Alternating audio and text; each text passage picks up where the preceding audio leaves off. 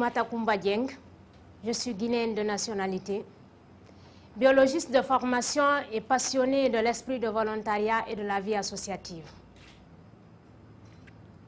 J'ai servi en tant que volontaire des Nations Unies du 12 août au 15 février 2015 dans le cadre de la lutte contre la maladie à virus Ebola dans mon pays.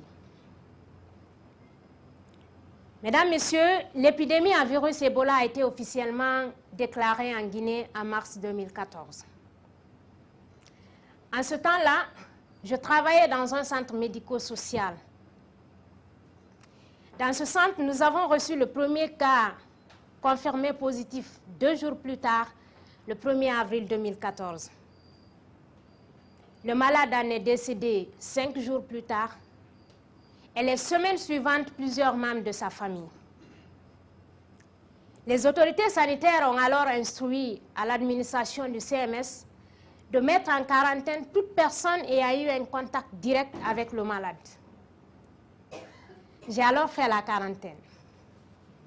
21 jours pendant lesquels j'ai pu réfléchir sur ce que je pouvais faire pour lutter contre cette épidémie, pour ne pas que d'autres personnes de ma communauté puissent vivre l'expérience que mes collègues et moi-même avons vécue. C'est alors que j'ai commencé à faire de la sensibilisation au niveau de mon voisinage. Mesdames, Messieurs, savez-vous quelle réponse j'obtenais quand je parlais de Ebola? Les hommes me disaient que Ebola n'existait pas. D'autres, que Ebola est une pire invention des politiciens pour retarder les élections. Ou encore, Ebola a été apporté par les Blancs pour nous dérober nos ressources naturelles. Et le comble, c'est que les kits de lavage de mains transmettaient Ebola. Je vous laisse imaginer la lourde tâche qui m'attendait. En tant que bénévole chargé de formation au Programme national volontariat jeunesse, j'ai été mise au courant d'un poste de volontaire des Nations Unies nationales dans le cadre de la lutte contre l'épidémie à virus Ebola. Vous comprendrez bien que je n'avais pas hésité. J'ai alors postulé. J'ai eu le poste. Et pendant 6 mois, j'ai fait le tour de mon pays à la rencontre de jeunes.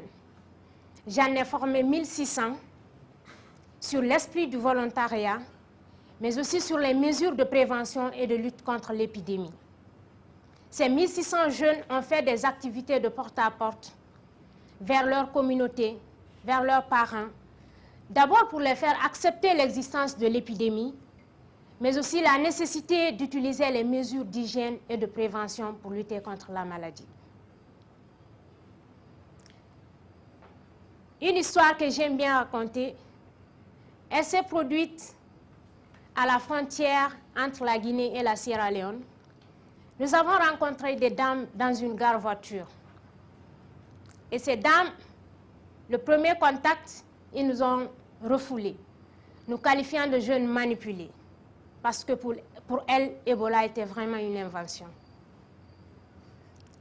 En tant qu'engagés, en tant que volontaires vraiment engagés, nous avons insisté et nous sommes parvenus à échanger avec ces dames-là.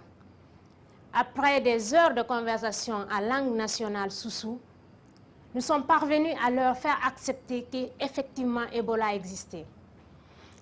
Et une semaine plus tard, je suis repassée en supervision.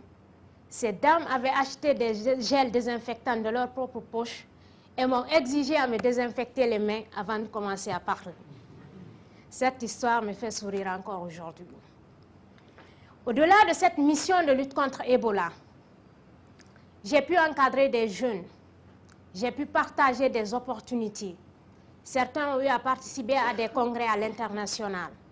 Certains ont solidifié leur organisation.